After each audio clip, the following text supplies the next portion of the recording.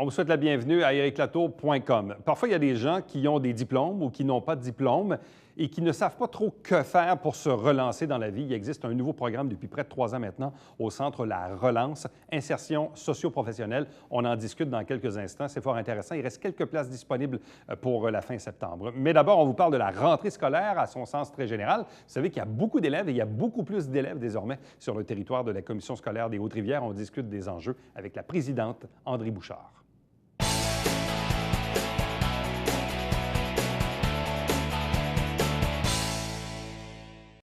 Rentrée scolaire à la Commission scolaire des Hautes-Rivières avec 21 800 élèves. Avec nous pour en parler, la présidente de la Commission scolaire des Hautes-Rivières, André Bouchard. Bonsoir et bienvenue. Merci, bonsoir. C'est quand même une augmentation appréciable. La semaine dernière, on recevait M. Champagne, qui est directeur général adjoint, secrétaire aussi général à la Commission scolaire. C'est quand même beaucoup plus d'élèves que l'an passé. Oui, c'est plus d'élèves. Je dirais que c'est presque 500 élèves de plus. Mais ça correspond aussi à plus de natalité, à plus d'enfants. Alors, ça correspond aussi à ça. Bon. Est-ce que la Commission scolaire des Hautes-Rivières est suffisamment équipée, parlons ici de bâtiments, d'espaces, d'écoles, pour accueillir une clientèle de 21 800 élèves? Oui. Les bassins de fréquentation, oui, on est bien équipé. C'est sûr qu'on est en demande d'agrandissement pour l'école Saint-Eugène. Puis on est en train aussi de regarder la partie sud de la commission scolaire parce que cette année, à l'école Albert-Melançon, à Saint-Paul de l'Île-aux-Noix, on a eu quand même quelques transferts. C'est préoccupant, là. Le développement domiciliaire à Saint-Paul, c'est préoccupant. Oui. Alors, on est en train de regarder aussi la possibilité de ce côté-là. On a l'agrandissement qui est presque terminé à l'école Sacré-Cœur à Iberville. Actuellement, on finit les travaux en l'absence des élèves, mais c'est presque terminé. Alors oui, on est en mesure d'accueillir tous nos élèves. Bon. Parlant de travaux, il y avait aussi, je pense, de mémoire des travaux du côté de Marie-Rivier. Oui. Le chantier va très bien à Marie-Rivier. Évidemment, on s'est quand même hâté de terminer la question des stationnements parce qu'il y avait toute la question des débarcadères pour la polyvalente Chanoine-Armand-Racicot. Mais la fin des travaux pour l'école Marie-Rivier, c'est prévu pour la rentrée 2018. C'est un chantier qui s'échelonnait sur 2 ans à cause de la clientèle particulière aussi de Marie-Rivier. Bon, parmi les nouveautés également, l'arrivée d'une classe de maternelle 4 ans à temps plein, 2 classes à mi-temps. Donc, comment s'intègre et comment s'est fait le choix de cette maternelle 4 ans? C'est un choix qui se fait, premièrement, il faut choisir une école qui a un indice de défavorisation important, puis une école aussi où est-ce qu'il y avait un espace pour loger une prématernelle 4 ans. Alors, le choix a été quand même facile de prendre l'école Bruno Choquette. Puis on en a placé 2 à demi-temps aussi à l'école de Richelieu. Bon. Au travers de tout ça, bon, les chiffres, les budgets, le nombre d'élèves, les établissements, parce que c'est ça, gérer une commission scolaire, mais ultimement, ce qu'on veut, c'est de la réussite scolaire.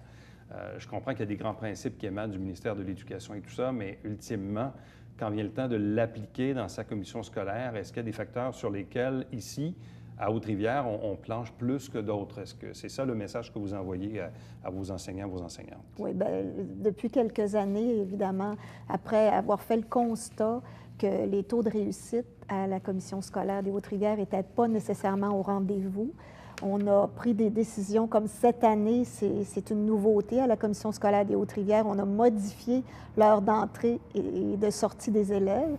Nos élèves du secondaire commencent plus tard, nos élèves du primaire commencent plus tôt. Depuis quelques années aussi, on a des communautés d'apprentissage à travers les enseignants, à travers les membres du personnel, où est-ce qu'il y a un échange de pratiques collaboratives, parce qu'on sait qu'avec la recherche et tout ça, maintenant, on a plus de données qu'on avait avant. On envisage, évidemment, de continuer ce processus-là, puis ça commence à porter fruit. Bon, vous avez fait référence à l'inversion des horaires primaires, secondaires. Première question, est-ce que ça va bien? Et deuxième question, est-ce que le transport scolaire également s'est bien adapté à ce changement d'horaire primaire-secondaire? Ça fait 2 semaines que la rentrée est faite. Je dirais que c'était tout un défi le transport scolaire, puis on est encore en train de s'ajuster. Ce que je peux dire à cet effet-là, c'est sûr que le fait de vouloir, ce qu'on a voulu faire, c'est modifier l'heure d'entrée et de sortie des élèves. On a voulu aussi garder nos programmes particuliers comme tous nos sports-études, sport-art-études. Qu'on a dans les écoles dans primaires. Certaines écoles, absolument.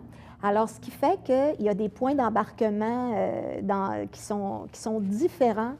Et il y a peut-être des gens qui ont trouvé qu'il y avait comme un temps d'attente à un moment donné. Quand un élève, évidemment, ne va pas dans son école de quartier, ça se peut qu'il y ait un temps d'attente, mais on a organisé de la surveillance, les bibliothèques sont accessibles, les élèves ne sont pas laissés à eux-mêmes. Alors, c'est ce qu'on s'est efforcé de faire depuis la rentrée. Puis je pense qu'actuellement, on a atteint quand même une bonne vitesse de croisière. Je peux vous dire que ça a travaillé très fort à l'organisation scolaire puis au transport, justement pour que les élèves, notre priorité, c'est que les élèves soient en sécurité. Alors, c'est ça à quoi on a travaillé. Bon, c'est le moment de l'année dans les écoles où il y a beaucoup d'assemblées générales de parents, les formations de conseils d'établissement, les OPP, le comité de parents, bref, tout ça a un impact aussi sur les travaux du conseil des commissaires. Quelle est cette importance? On parle souvent de la démocratie scolaire, mais là, c'est plus poussé parce que c'est l'implication personnelle des parents dans leurs écoles et dans le système de la commission scolaire. C'est quoi l'importance de ça? C'est important parce que c'est la façon pour les parents de s'engager dans leur école, d'avoir connaissance aussi, une connaissance plus poussée du projet éducatif de l'école. Parce que dans une école, il n'y a pas une décision qui devrait se prendre si elle n'est pas en cohérence avec le projet éducatif. Les parents qui s'impliquent dans les écoles, souvent, ça part d'une bonne volonté pour aller voir qu'est-ce qui se passe à l'école parce que ton enfant est à l'école, mais c'est pas trop long que les gens s'aperçoivent qu'il faut qu'ils travaillent au bien commun des élèves qui sont dans l'école. Bon, parlons de formation aux adultes, parce que c'est quand même un mandat aussi très important que vous avez sur le territoire avec, l'école des métiers, l'édifice ici dans le Vieux-Saint-Jean ou encore la polyvalente à l'autre bout, mais ça reste et même la relance à la limite, donc tout ce volet de services éducatifs aux adultes, il est hyper important sur le territoire. Oui, c'est important. Puis, je pense qu'on a des bons liens aussi avec la communauté, que ce soit pour les places de stage. Je pense qu'évidemment, on s'en est déjà parlé. On aimerait ça, avoir un centre intégré pour nos adultes et pour la formation professionnelle, pour les services aux entreprises. Ce serait intéressant d'avoir ça. Je pense que ce n'est pas une priorité actuellement, une priorité gouvernementale, mais c'est ça vers quoi on tend pour s'occuper mieux de nos adultes et de nos jeunes adultes. Bon, parce qu'en même temps, vous l'avez dit, là, vous avez fait une demande pour l'agrandissement de l'école Sainte-Eugène. Oui. Et souvent, je présume, vos conseillers doivent vous le dire, quand on demande quelque chose au gouvernement, il ne faut pas demander 3 affaires en même temps. Il faut en demander une. Une fois qu'on l'a, après ça, on va à la suivante. Si on demande trop de choses en même temps, ça ne passe pas. D'où est l'urgence, justement, d'agrandir l'école Sainte-Eugène? Je connais un peu la source du problème parce qu'effectivement, il y a une abondance de jeunes qui fréquentent cette école, probablement l'école primaire où il y a le plus d'élèves, je pense, sur le territoire, ou à peu près 600 quelques. Oui. C'est beaucoup de jeunes pour cet établissement-là. Là, pour le moment, ça s'organise comment à l'intérieur des murs? Moi, là, si je suis parent d'un enfant à l'école Sainte-Eugène, mon enfant, ça ressemble à quoi son quotidien dans l'école? Ça va très bien dans l'école parce que aussi, on respecte la capacité des locaux, on respecte la capacité. Puis, il y a des élèves, évidemment, qui sont relocalisés ailleurs dans la commission scolaire. Il y en a qui sont à Saint-Lucien. Il y en a qui, cette année, on a vécu moins de transferts à l'école Sainte-Eugène parce qu'il y a des parents qui ont fait le choix de garder leurs enfants dans l'école où est-ce qu'ils allaient l'année passée. Alors, c'est ce qui a fait en sorte que le goulot d'étranglement était c'était moins pris là, à Saint-Eugène. Mais sinon, si on respectait le bassin de fréquentation, cette école-là aurait quoi, 50 ou 100 élèves de plus? Sûrement, même un peu plus que 100 élèves. Oui. Wow. Oui, c'est une école primaire importante, je dirais. Et là, que vous dit le ministère de l'Éducation, le gouvernement, par rapport à cette demande? Écoutez, apparemment qu'au niveau administratif, c'est bien positionné. Moi, j'ai confiance parce que c'est une année d'élection, l'année qui s'en vient. évidemment, si on veut procéder à l'agrandissement en temps, parce que là, on a réussi à prouver que d'ici 2018-2019, là, on a redivisé les bassins de l'école Saint-Eugène. Alors là, on envoie les enfants dans d'autres écoles, mais on ne sera pas capable d'asseoir ces enfants-là en 2018-2019. Il a fallu faire cette preuve-là avant de demander l'agrandissement. Alors, on pense que ça va être annoncé quelque part cet automne. C'est ce qu'on espère. Pour souhaiter des travaux l'été prochain? Absolument. Pour la rentrée de septembre 2018? Absolument. C'est ça qu'on veut. Quand même. En terminant, quels sont les enjeux financiers? Parce que ça aussi, on le sait, et là, vous le dites, on est en année électorale. Bon, le ministère de l'Éducation a procédé quand même à quelques ajustements, mais souvent, on a pelleté dans la cour des commissions scolaires ou des municipalités différents enjeux. À quoi ressemblent, disons, les subsides que vous recevez du ministère de l'Éducation pour faire fonctionner votre commission scolaire? Bien, le budget total de la commission scolaire, c'est 212 millions. Il y a 85 que c'est du salaire. Évidemment. Alors, c'est géré par les conventions collectives, ce qui nous laisse un 15 de marge de manœuvre pour les services complémentaires et pour tout ce qui reste pour faire fonctionner une commission scolaire. Je dirais qu'on est en bonne santé financière.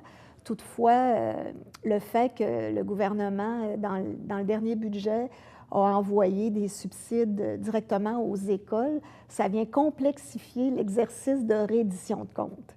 Parce que, évidemment, il y a des décisions qui se prennent dans des écoles, puis il ne faut pas que ça ait un impact sur les engagements à long terme. Andrée Bouchard, présidente de la Commission scolaire des Hautes-Rivières. Merci beaucoup. Bonne rentrée, bonne saison. Ça me fait plaisir. Je souhaite une bonne année, parce que pour nous, l'année commence maintenant. Tout à fait. Et d'ailleurs, au retour de la pause, on va parler du programme d'insertion socio-professionnelle qui est offert d'ailleurs par la Commission scolaire des Hautes-Rivières. Donc, on y revient après la pause.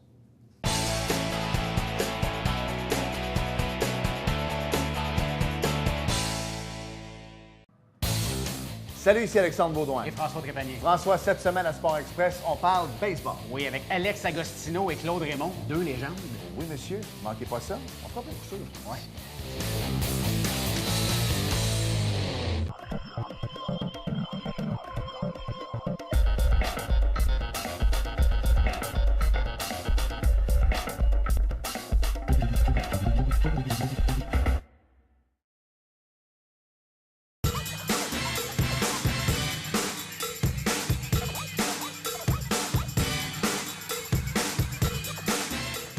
Dimanche, 9h30, Télé Bingo, on vous attend.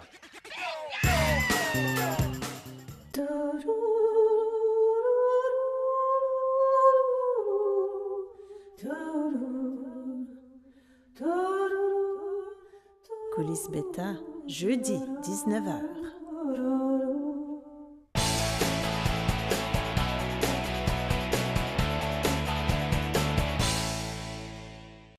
On est déjà à la troisième année du programme d'insertion socio-professionnelle. La prochaine formation débute le 25 septembre prochain. Trois invités pour en parler. D'abord, elle est enseignante au Centre La Relance, Anne Hébert. Bonsoir. Bonsoir. Accompagnée de l'une des élèves de La Relance, Vanessa Lavoie. Bonsoir. Bonsoir. De même que Fanny Marcotte, qui est conseillère d'orientation à la Commission scolaire des Hautes-Rivières. Bonsoir et bienvenue. Bon, on le dit en introduction, troisième année du programme d'insertion socio-professionnelle, ce que vous appelez dans votre jargon le... ISP. ISP. Bon. 3 lettres. Qu'est-ce que c'est que ce programme? Ce programme, en fait, c'est une formation qui est offerte par le Centre d'éducation des adultes La Relance et qui dure 15 semaines, donc c'est un peu plus de 3 mois. Nous sommes à notre troisième année et je me fais souvent poser la question, mais à qui ça s'adresse, le ISP? Il y a toutes sortes de profils, là. Je suis en mesure de vous en parler puisque c'est notre troisième année. Donc, les profils sont vraiment multiples, mais il faut d'abord et avant tout savoir que notre partenaire principal est Emploi Québec. Donc, les élèves nous sont référés par Emploi Québec. Alors, on prend tous les élèves. Il n'est pas nécessaire d'être admissible à Emploi Québec pour participer à cette formation-là. Il faut avoir 16 ans et plus. Et dans le fond, ça s'adresse à des gens qui se questionnent essentiellement sur leur avenir professionnel, qui ont envie de s'impliquer dans une démarche structurée de réflexion et d'orientation, mais dans l'action. Et c'est quoi l'origine de ce programme-là? Pourquoi ça a vu le jour? C'était quoi les besoins qui étaient identifiés à l'époque? Bien, en fait, on s'adressait à des profils d'élèves qui ne correspondaient pas au profil standard des élèves qu'on voit en formation générale, pour toutes sortes de raisons, parce qu'ils sont éloignés du marché du travail, mais également du milieu scolaire, faible scolarité, niveau primaire, avec, des âges de 18, 20, 25 ans qui se questionnent, mais en travaillant avec ces élèves-là, en fait, ça répond à des critères beaucoup plus larges parce qu'on a dans nos groupes des élèves qui ont un diplôme d'études secondaires, mais qui n'ont pas trouvé leur voie, tout simplement. Des gens aussi qui ont des limitations fonctionnelles, accidentées du travail et qui doivent se réorienter. Et quoi de mieux que, dans le fond, de mettre les mains directement dans des métiers parce qu'on travaille avec l'école, l'EPM, l'École professionnelle des métiers, et on permet à nos élèves d'expérimenter des métiers. Donc, cuisine, soudage, usinage et service à la clientèle. Et ça s'adresse aussi à des gens qui, dans le fond, ont envie de découvrir leur talent, leur potentiel, puis ça permet à des gens de retourner sur les bancs d'école et d'intégrer le marché du travail également. Bon, Vanessa, parle-nous un peu de toi, de ton histoire, de ton profil. Qu'est-ce qui fait que tu t'es retrouvée à l'intérieur de ce programme? Bien, moi, j'ai 22 ans, j'ai 2 enfants, je ne savais pas du tout quoi faire. Je ne voulais pas retourner à l'école, je détestais l'école. Moi, être dans une classe puis rien faire, ça ne me tentait vraiment pas. Puis c'est grâce à ma mère que j'ai trouvé ISP. C'est ma mère qui l'a trouvé. C'est elle qui m'a aidée à m'inscrire, puis je suis tombée en amour. Je ne restais pas assise 3 heures sur une chaise à rien faire. On faisait tout le temps des activités. C'était vraiment, vraiment le fun. Là. Je suis vraiment tombée en amour. Donc, quand on dit que c'est dans l'action... Oui, non, c'est ça, t'es dans l'action. Là. Et dans ton cas, à toi, est-ce que tu avais terminé tes études secondaires? Non, pas du tout. C'est ça? Pas du tout, pas du tout. J'étais dans le programme du CFR. Oui. Puis je l'ai terminé. Puis après ça, je suis tombée enceinte de mon premier garçon. Fait que là, j'ai arrêté depuis ce temps-là. J'ai pas retourné à l'école du tout. Bon, et là, quand on se retrouve en début vingtaine, en jeune vingtaine, avec 2 enfants, et là, quoi, on a le désir ultimement de retourner sur le marché du travail, de s'accomplir, de faire quelque chose. Tu dis, ma mère a trouvé le programme. Et de quelle façon elle te l'a proposé? Et pourquoi as-tu dit oui? Parce que ma mère, elle voulait que je me trouve un emploi. C'était un peu tanné que je fasse rien, mais moi, j'aime la pâtisserie. Il faut faire une pâtisserie, il faut que tu retournes à l'école. Moi, c'était non. Ça me tentait vraiment pas. Même si la pâtisserie, j'adore ça. L'école, pour moi, c'était non. J'ai détesté ça. Puis dans le programme ISP, ils m'ont appris, ils m'ont dit qu'il y avait un programme qui s'appelle le TDG, que tu peux faire un examen pour faire un DEP en pâtisserie. Ouais. Fait que là, je suis tombée direct là-dessus. J'ai dit, parfait, moi, je savais déjà où m'en aller quand je suis rentrée à ISP. Il y en a qui cherchent, ne savent pas trop s'en aller. Moi, je savais où je voulais m'en aller. Est-ce que tu étais sceptique au début? Est-ce que tu as été dur à convaincre pour embarquer au début, là? Pas vraiment. Pas vraiment. J'avais rencontré Anne puis Christelle. Ils m'avaient expliqué un peu, puis j'ai tout de suite embarqué. J'ai tout de suite dit oui. Et là, finalement, le programme, tu l'as terminé, c'est ça? Oui, je l'ai terminé. Tu l'as terminé? Oui. Et là, aujourd'hui, ça se passe comment pour toi? Je commence mon DEP au mois de novembre. Il faut que je fasse mon inscription au mois d'octobre. Fait que j'ai bien hâte de commencer mon DEP en pâtisserie, là. Wow! Oui. Donc, les choses vont bien. Oui, très bien. Ça, c'est un bel exemple parce que, bon, on le disait aussi tantôt, on parle d'orientation. Bon, dans certains cas, diplômé, pas diplômé, chacun a son histoire.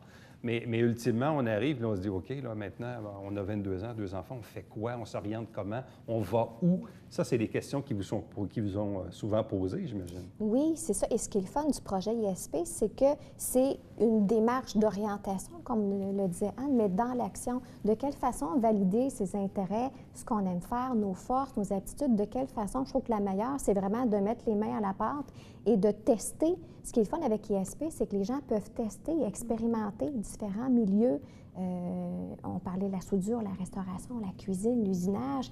Fait qu'on peut vraiment tester nos aptitudes, nos forces, nos intérêts, mais en étant sur le terrain. Et à partir de là, il y a des stages, il y a des suivis à travers ça. Donc, les gens repartent de ISP, du projet, avec un projet réaliste, clair. Ça peut être un retour à l'école, ça peut être le marché du travail ou ça peut être autre chose. Mais il y a vraiment ce volet orientation qui est vraiment très présent là, au niveau du projet aussi. Là. Parce qu'en même temps, je veux dire, c'est pas mal dans la vie qu'on soit jeune ou adulte, d'avoir des moments d'incertitude, de se poser des questions, puis de dire finalement, j'aime pas ce que je fais, mais je ne sais pas ce que je veux faire. Oui. Puis qu'on ait 18 ou 32 ans, ça peut arriver dans la vie que tu dis, Tout à fait. j'aime pas ce que je fais ou j'aime pas l'école, mais je ne sais pas quoi faire. Non. Et pour toutes sortes de raisons, en fait, on peut se questionner. Parce qu'il y a eu des arrêts momentanés du marché du travail, parce que, bon, on se questionne, il y a un faible niveau de scolarité, ou tout simplement, on veut donner une nouvelle direction à sa carrière. On a des travailleurs expérimentés qui ont fait un métier pendant 10 ans, 15 ans, puis qui ont envie de faire autre chose. Donc, c'est un 15 semaines très intensif et bien structuré où on alterne entre des activités en groupe, mais également un suivi individualisé, personnalisé. Donc, nos élèves, on les suit de façon individuelle à chaque semaine et on évalue leur dossier scolaire, on évalue les antécédents également, les expériences. C'est une prise en charge. Oui, ni plus ni moins. Et sur une année ou par programme, vous pouvez accueillir combien d'élèves? De 15 à 20 élèves. Par année. Par année. Donc, nous sommes à notre 3e année. Ce qu'on peut dire en termes de résultats à date, on a réussi à diplômer 40 élèves en 2 ans, à qui on a émis une attestation de formation. Ce qui est intéressant à savoir aussi, c'est qu'il y a une attestation, parce que c'est un programme du ministère de l'Éducation, donc une attestation qui est émise par la commission scolaire qui met en relief les qualités, les aptitudes qu'on a été capable d'observer durant la démarche, puis les 4 volets. Ça a quand même une valeur sur le marché du travail. Est-ce que vous posez la question parfois à savoir si le programme ISP n'avait pas été là? Oui. Que serait-il advenu de ces 40 personnes? Ben oui, c'est une question qui se pose. Moi, ça aurait sûrement resté chez nous. Toi, tu penses que ça n'aurait pas bougé, que tu aurais continué? Je pense que je me serais trouvé un autre emploi. Point. Oui.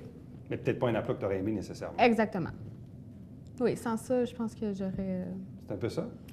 Bien, à date, les gens que l'on a desservis à travers ce programme-là n'étaient pas actifs socialement.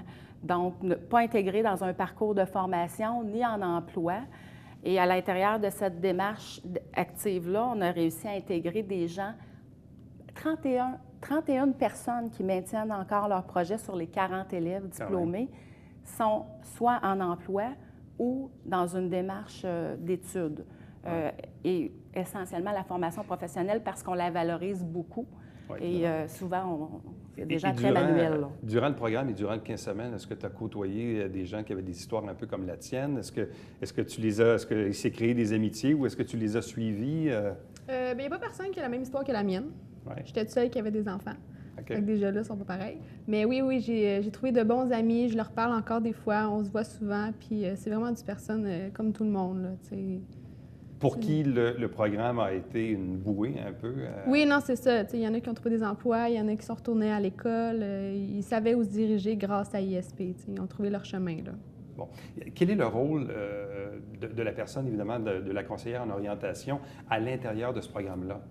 Bien, le rôle spécifique, on a un peu des rôles similaires, Anne et moi. Au niveau de l'orientation, Anne l'a dit un petit peu tout à l'heure, c'est sûr qu'on les aide à la fin à ce qui est vraiment, ils repartent avec un projet réaliste. Il y a des analyses de dossiers scolaires où ils sont rendus au niveau scolaire, ce qui resterait à faire par rapport à leur projet. Donc, l'orientation, c'est vraiment, ce qu'on veut faire, c'est un portrait de la personne. Est-ce que parfois les gens voient ça un peu comme une montagne? De dire, écoute, là, si je fais ça, ça va me prendre encore tant d'années. Puis est-ce que les gens voient ça un peu comme une montagne? Inatteignable? Bien, il y a toujours des façons, comme on peut aller, exemple, dans un DEP, j'appelle ça des fois rentrer par la porte d'à côté. Il y a des les diplômes comme des équivalences, des TDG qui peuvent amener plus rapidement vers des DEP. Mais oui, des fois, des gens peuvent voir leur niveau scolaire et dire, bon, il me reste ça à faire pour me rendre. Mais parfois, l'éducation des adultes, ça peut être plus facile pour des gens que quand on était à la polyvalente. C'est comme les gens, puis c'est un enseignement plus individualisé. Il y a des gens pour qui ça peut être plus facile, donc ils peuvent avancer parfois plus rapidement au niveau, au niveau académique. Là. Ouais. Bon. Là, la prochaine formation débute le 25 septembre. Est-ce qu'il vous reste encore des places de disponibles? Encore des places de disponibles. Alors, bienvenue à tous les gens âgés de 16 ans et plus qui se questionnent sur leur avenir professionnel et qui ont envie de faire une démarche structurée d'orientation dans l'action. Il y a également des stages au niveau de l'intégration en emploi. Et là, comment on fait pour s'inscrire? On appelle à la relance. 450. 450-359-6411. C'est le numéro de la commission scolaire. Vous Ouais. pouvez composer notre numéro de Ouais, ou poste sur qui est le Internet, là, tout 58 mais c'est d'appel à la relance. Oui. Et là, toi, tu commences ton DEP en pâtisserie. Oui, au mois de novembre. Et là, ça dure, et c'est combien d'heures, celui-là? Ça dure 1 an et demi. C'est 1 an et demi. Oui. T'as hâte? Oui, vraiment. Un peu stressé, parce que il se fait pas à Saint-Jean. Il se fait juste à Longueuil. Oui, c'est ça. Ouais, c'est ça. Mais oui, j'ai vraiment hâte de commencer, là. Je suis impatiente. Bon. Puis après ça, évidemment, il va y avoir une certaine fierté, ultimement. Quand tu vas terminer ton DEP dans 1 an et demi, là, Oui. La première chose que je vais faire, je pense que je vais aller voir Anne. OK? Oui, puis je vais lui dire merci. Tu sais, Ah, c'est déjà fait. Ouais, non, c'est ensemble. C'est des belles réussites. Oui, non, c'est ça. Je vais être fière de ce que j'ai fait, là. Ah, on est déjà fiers. Bien, à vous trois, merci beaucoup. Meilleure des chances pour le programme, puis bonne chance à toi. Merci. Merci. Restez avec nous, puisqu'au retour, on vous présente le Babillard quotidien.